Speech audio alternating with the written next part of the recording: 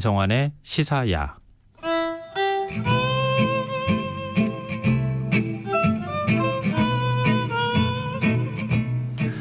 우리가 곁에 두고 쓰는 사물들이 몇 가지나 될까요? 여러분의 방에는 몇 개의 사물들이 있을까요? 도시 생활을 하는 현대인은 평균 10,000개가 넘는 사물들과 함께 살아간다고 합니다.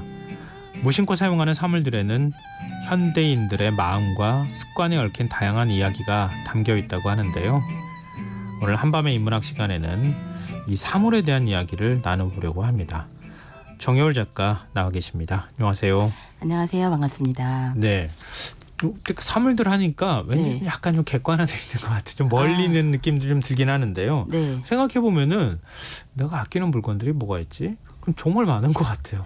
사물 없이는 우리는 이제 하루도 못 살게 되어버렸잖아요. 오늘 제가 타고 온 자동차. 그렇죠. 네, 쓰는 연필. 지금도 뭐 불펜 쓰고 있지만. 연필, 종이, 가방. 스마트폰, 네. 노트북, 없어서는 안 아이패드, 되는. 이런 것들이 굉장히 10년 전만 해도 이런 것들을 매일 갖고 다니진 않았는데 이제는 매일 갖고 다녀야 일을 제대로 할 수 있게 의존도가 아주 커진 거죠. 사물들에 대한 의존도가. 갑자기 이제 이렇게 네. 뒤통수를 한 대 맞는 기분이었어요. 네. 옛날에는 네. 이렇게까지 뭘 이렇게 많은 걸 싸가지고 다닌 것 같지 않은데. 물건 수가 확실히 늘어났어요. 예. 네. 가지고 다녀야 할 물건이 늘어나면서 네. 뭔가 짐을 들고 다니는 듯한 느낌을 저도 개인적으로 많이 받거든요. 예, 그래서 물건을 어떻게든 줄여보려고 하는데 줄이기가 쉽지 않더라고요. 그러니까 여행을 한번 가보면 네. 필수적인 물건들이 어떤 건지를 알 수 있는데 여행 떠나실 때 아무리 작게 물건을 줄여도 여행 트렁크를 안 가져가기가 참 어렵잖아요. 예, 맞아요. 예, 그래서 저는 어떻게 하면은 그 트렁크를 안 가져가고 그냥 배낭 하나나 정말 가방 하나에 달랑 넣어 갖고 다닐까 그 연구를 많이 하는데 어렵더라고요. 성공하셨어요? 어려워요. 진짜 어렵고 방법은 하나밖에 없어요. 옷을 안 가져가는 건데 옷을 매일 세탁해서 입어야지. 입는 네. 수밖에 없는 건데 이런 생각을 해봤어요. 제가 100일 동안 100가지로 100% 행복 찾기라는 영화를 봤어요. 제목이 좀 재밌네요, 어렵죠. 영화. 네. 예. 근데 원래 제목이 훨씬 좋은데 100 things 그러니까 독일어로 훈다띵인데 딱 100가지 사물만 가지고 행복해지는 방법을 찾는 이야기예요. 그런데 이 젊은이들이 너무 이제 잘 나가는 IT 기업의 이제 CEO들인 거예요. 네. 두 친구들인데 이 두 친구가 이제 서로 내기를 한 거죠. 우리 지금 갖고 있는 물건들이 거의 뭐 10,000개가 넘으니까 네. 이런 것들 또 하나는 쇼핑 중독이에요. 친구가 둘 다 남자인데 매일 신발을 사는 거예요. 신발을 그래서 똑같은 신발 우리가 볼 때는 거의 똑같은 신발인데 뭔가 미묘하게 다르다면서 왜 나이키 컬렉션 모으는 사람들 있잖아요. 원래 못 말리잖아요. 컬렉터들은 예. 조그만한 차이라도 그게 굉장히 커 보이거든요. 네, 그래서 남들이 보기에는 넌 비슷한 신발이 100켤레는 있는 것 같아라고 하지만 자기한테는 막 하나하나 너무 소중하고 너무 좋아 네. 죽겠는 거죠. 그런데 이게 이래서는 안 되겠다 우리가 그러면서 이제 서로 내기를 해서 일단 물건을 다 창고에다가 이제 창고를 빌려서 네. 창고에다 다 물건을 다 집어넣고 네. 우리 하루에 1개씩만 가져오죠 물건을. 그래서 처음에는 둘 다 발가벗은 상태에서 눈 오는 베를린에서 베를린이 네. 배경이거든요. 눈 오는 베를린에서 미친 듯이 막 뛰는 거예요. 추워 죽겠는데. 불이 나났어요. 절대 할 수 없는. 예, 그래서 눈 오는 베를린에서 일단 발가벗은 채로 시작을 해요. 네. 그래서 조금씩 그래서 뭐 휴대폰을 제일 먼저 갖고 오고 싶지만 사실은 옷이 더 중요한 거죠. 그렇죠. 이 상황에서는 아무것도 네. 없으니까 너무 추우니까. 그래서 그런 식으로 조금씩 나에게 완전히 진짜 필수적인 물건은 무엇일까를 고민하는 영화인데요. 굉장히 재밌어요. 그런데 이 사람들이 나중에 이런 얘기를 해요. 우리 부모님 세대 그러니까 조부모님 세대는 100가지도 안 되는 물건을 가지고 생활했는데 네.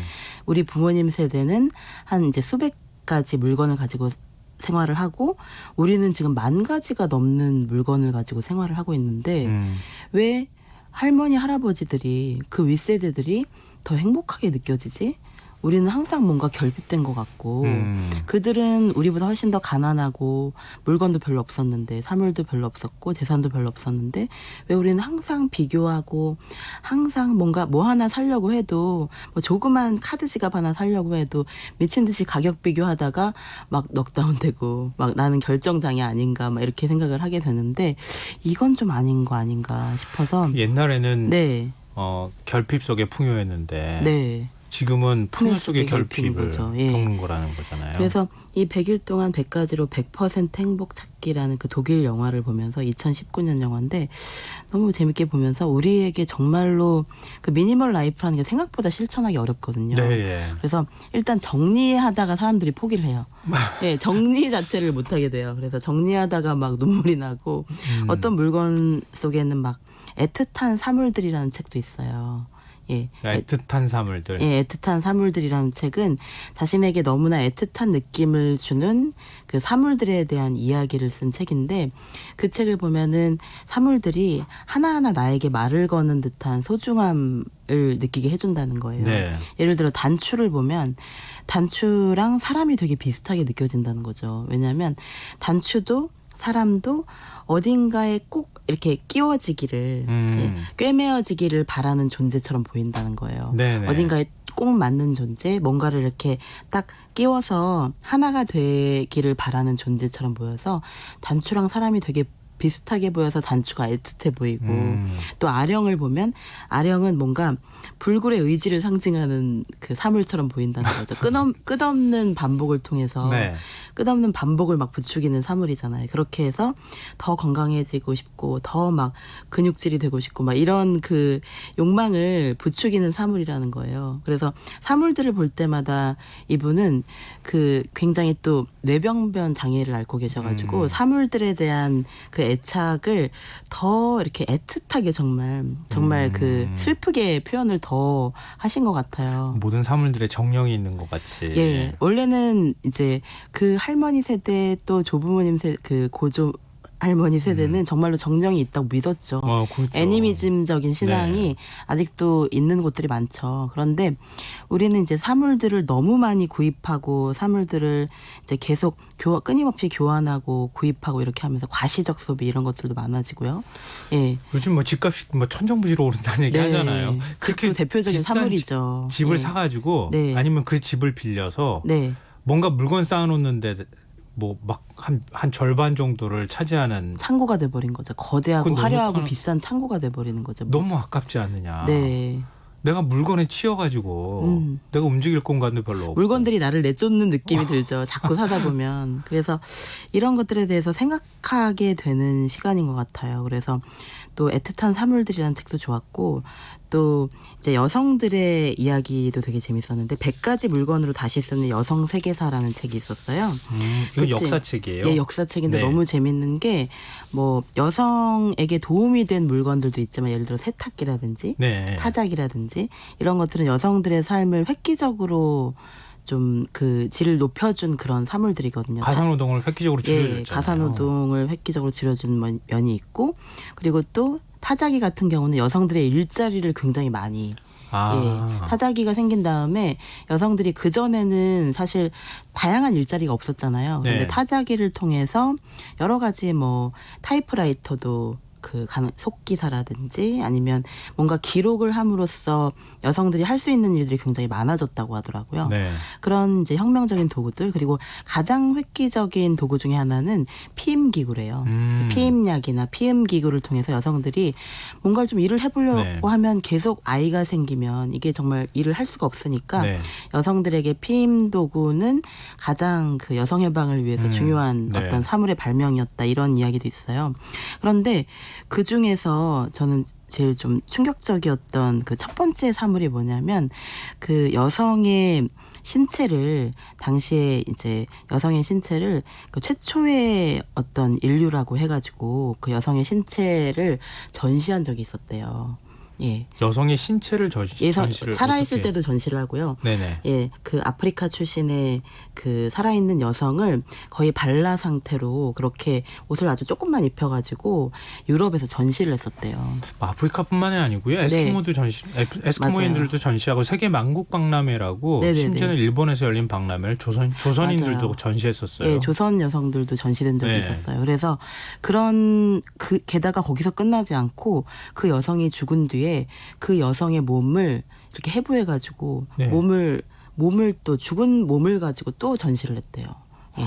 그래서 그게 그건 분명히 사물이 아닌데 사람인데 사람을 사물처럼 만들어서 전시한 것이 여성의 역사에서 가장 이제 첫 번째 사물로 나오더라고요. 엄청 충격적이었어요. 그래서 네. 이게 여성들의 몸 자체가 사실은 사물화된 역사가 굉장히 많았잖아요. 그리고 여성들을 사고판 그런 역사도 있고요. 예. 지금 딱 그 말씀이 맞으신 것 같아요. 네. 인간으로 보인 게 아니라 사물로 보였다는 거죠. 네. 그때 사람들의 시각으로는. 예. 그래서 나중에 만델라 대통령이 그 여성의 신체를 그렇게 전시하지 말라고 우리에게 되돌려 달라고 그때 이제 반환 얘기를 했었다고 하더라고요. 그래서 반환하기는 했었는데 그동안 그 여성의 신체는 계속 박물관을 떠돌면서 사물처럼 전시되고 있었던 거죠. 그래서 그런 것도 굉장히 좀 그 충격적인 내용이었고 또 저는 자전거 이야기도 재밌었는데 자전거를 타지 못하게 하는 나라들이 꽤 많았대요. 여성들에게. 저 언제적 얘기였어요? 예, 그런데 초기부터 그랬던 거예요. 그런데 그 이슬람 문화권에서는 아직도 못하게 하는 곳이 있어요. 운전면허증 예, 사우디아라비아에서 운전면허증도. 처음으로 뭐 운전면허증 발급 여성한테 해줬다 이런 제가 기억을 맞아요. 그것도 몇 년 안 했는데. 됐어요. 예. 작년이었던 것 같아요. 그래서 그런 일들이 자전거를 타지 못하게 했던 문화가 있었고 그 예술가 중에 시몬드 보바르가 네. 자전거를 타면서 원래는 너무 자동차를 갖고 싶어 했는데 자전거를 막상 타보니까 게다가 파리는 자전거 타기가 좋잖아요. 그래서 자전거를 타면서 나 자동차 필요 없네?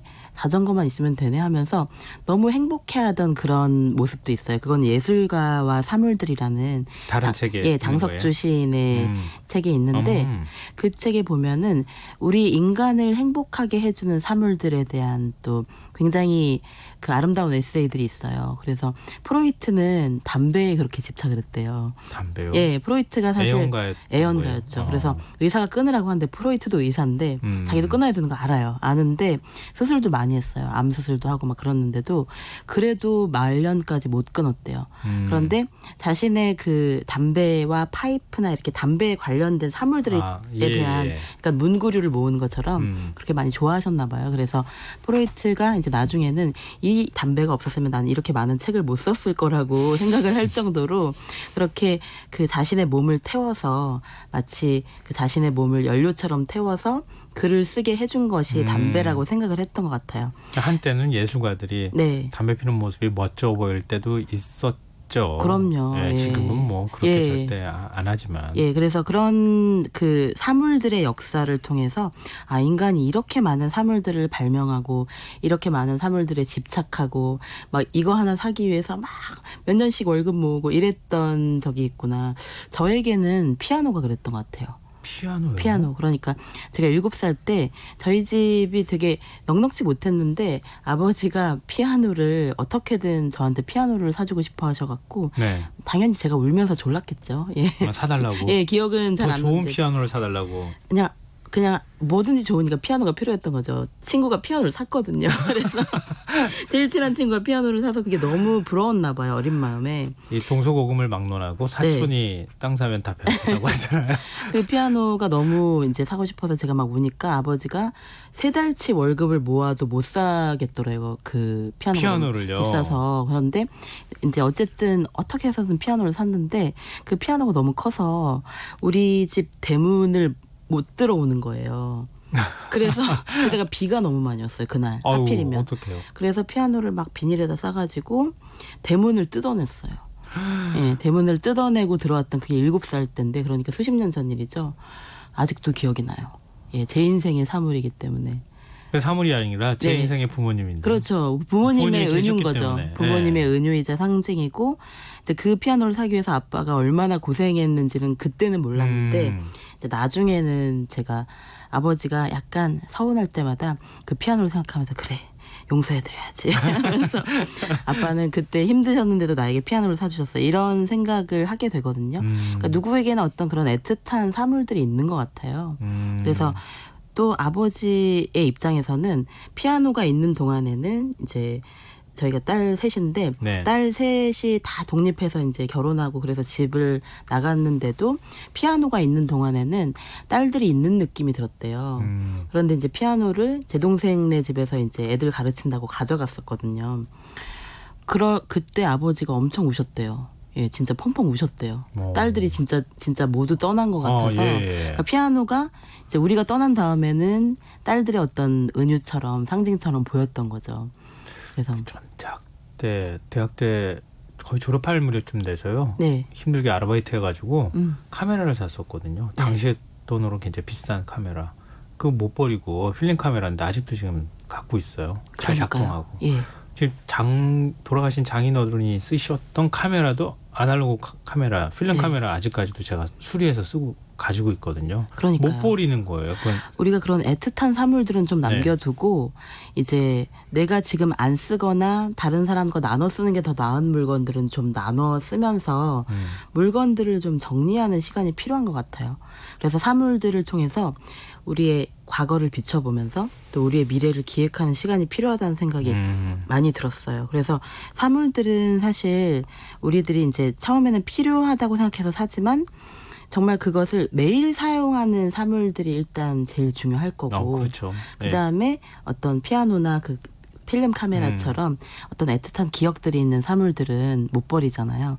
그런데 그런 정말 내 삶에서 진정한 의미를 간직한 그런 사물들은 남겨두고 또 아껴 쓰고 나눠 쓰고 바꿔 쓰면 더 좋은 그런 물건들은 우리가 좀 힘들고 어려운 사람들에게 나눠줄 필요도 있고 또 이제 서로 바꿔 쓰면 더 새롭게 뭔가 사물의 가치를 발견해낼 수 있잖아요. 네. 교환 가치로는 이게 팔면 얼마 안 될 것 같은데 사용 가치로는 이게 사용 가치로는 될 수가 있거든요. 나한테는 좀 이제는 좀 지겨워진 물건이 다른 사람한테 가면 새롭고 재미있는 물건이 될 수도 있거든요.